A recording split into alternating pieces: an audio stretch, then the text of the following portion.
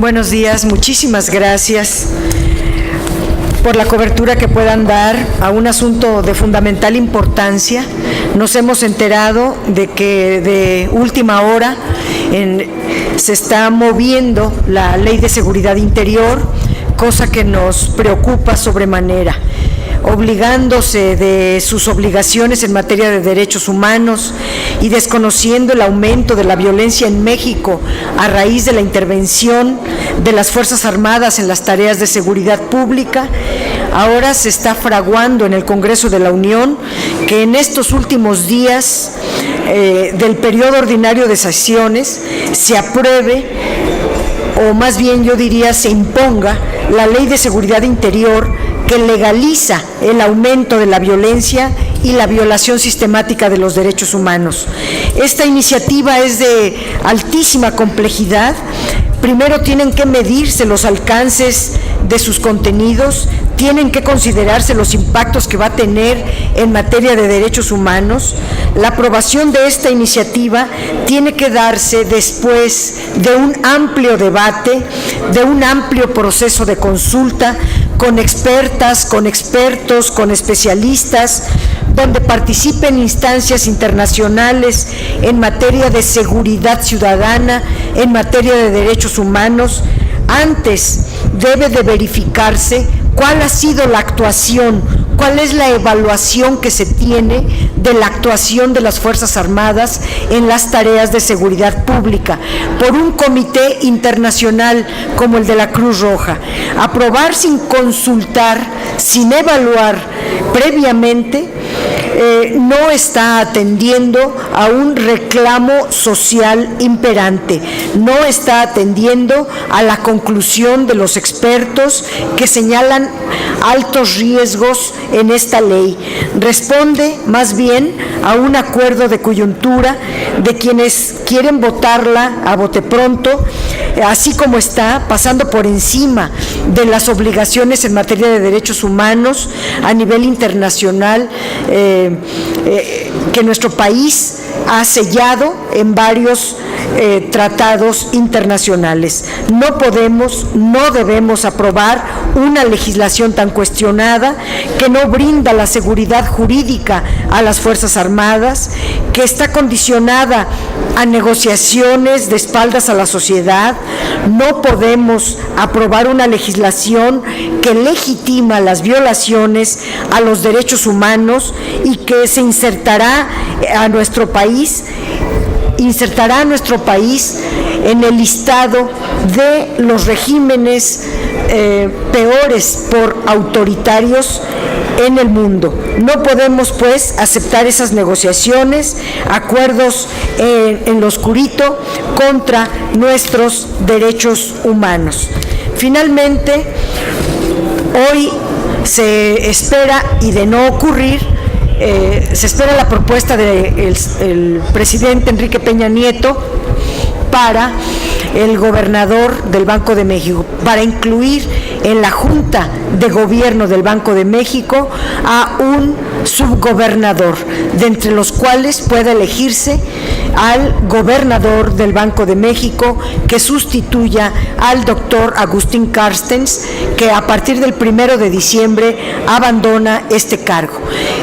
De no llegar hoy la propuesta, entonces se abren tres posibilidades, de acuerdo a la ley y a la Constitución.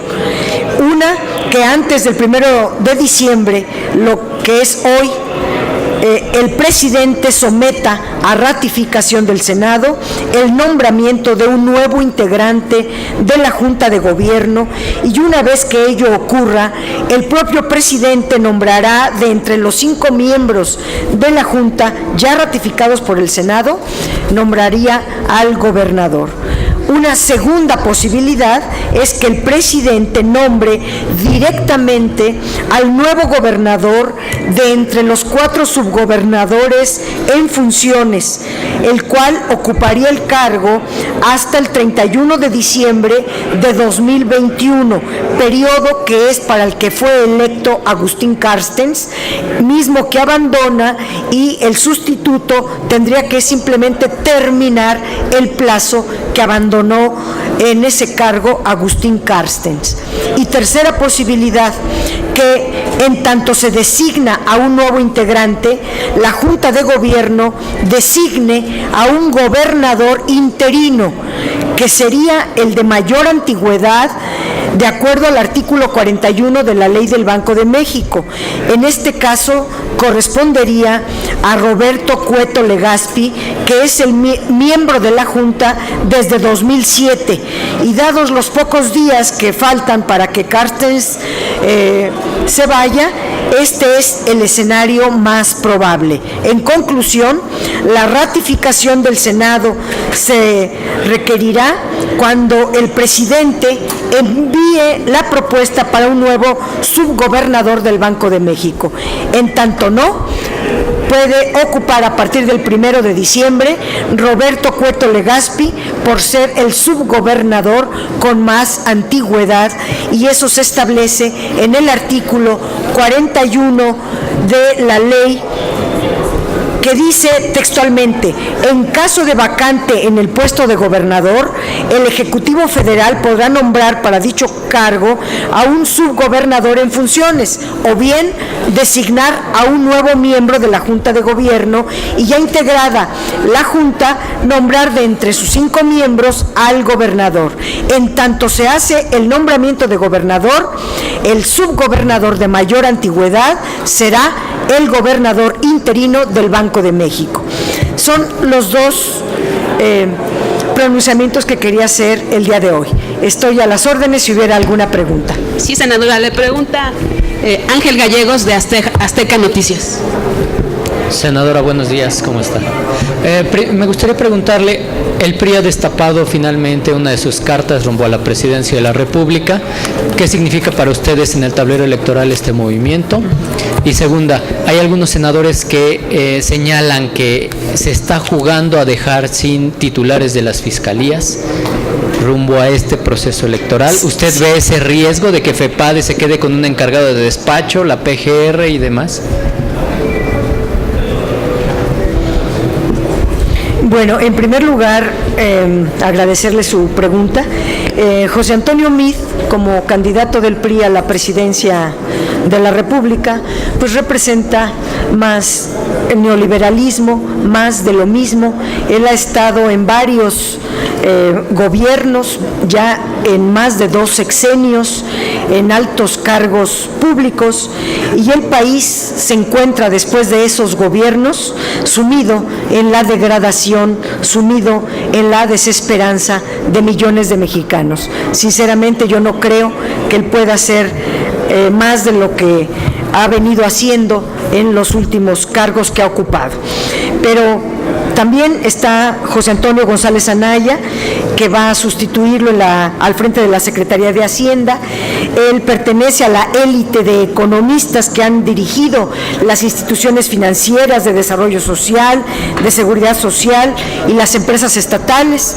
Bastaría hacer un balance en cada una de estas instituciones para decir que es simplemente un implacable ortodoxo monetarista, y que esa misma política va a aplicar en Hacienda tal como la aplicó en Pemex. Y Pemex, al frente de Pemex, queda Carlos Alberto Treviño, que se desempeñaba como director corporativo de la Administración y Servicios de Pemex, estuvo en finanzas de Pemex, etcétera, y él es corresponsable de la privatización, de la extinción, del achicamiento de Pemex, y basta ver el último reporte del tercer trimestre de 2017 que entrega la propia empresa del Estado para ver que todos los números la desfavorecen. Ambos funcionarios tienen el perfil de continuidad en la ortodoxia financiera y monetarista que ha dominado las instituciones, tanto la Secretaría de Hacienda como Pemex. Y de las otras, yo creo más bien que están en un acuerdo de reparto entre el PRI y el PAN para nombrar al fiscal de la FEPADE, al fiscal anticorrupción y al fiscal general. Marta Rodríguez, del Canal Judicial. Buenos días, senadora. Regresando a lo del Banco de México, ¿cuál es el riesgo de que se esté tardando tanto el nombramiento para la política monetaria del país? Y por otra parte, acaba de revelar la OCDE un informe en el que detalla que en el 2018 va a haber desaceleración económica y bueno, llama a terminar con la corrupción. ¿Cómo ve el panorama? ¿México está preparado para enfrentar una posible crisis de cara al año entrante? Gracias. Pues simplemente decirle que este reporte que se entrega coincide plenamente también con el último informe que recibimos hoy, que se está entregando hoy, que pudimos leer ayer al frente del Banco de México. Sigue habiendo, está Agustín Carstens todavía, él deja hasta el 30 de noviembre su cargo y a partir del 1 de diciembre entra, si no hay nadie nombrado para entonces, lo cual es muy probable, entra el de mayor antigüedad, Cueto Legaspi. De tal manera que el Banco de México está estable, no hay ningún riesgo, no hay ningún peligro. Sin embargo, sí hay que revisar la política monetaria porque tiene signos de inflación muy alta. Coincide el gobernador del Banco de México, Agustín Carstens, en este informe que la economía se va a desacelerar, coincide con lo que usted comenta, y que hay un alto riesgo de mayor inestabilidad financiera. En esto no coincide el gobierno mexicano, que al contrario está diciendo que va a haber un mayor crecimiento y que la inflación va a bajar, lo cual no está a la vista. Yo creo más bien que el Banco de México, con todo y que no hace caso de la encuesta del sector privado, que le da una cifra menor todavía al crecimiento económico, coinciden que la tendencia es a la baja.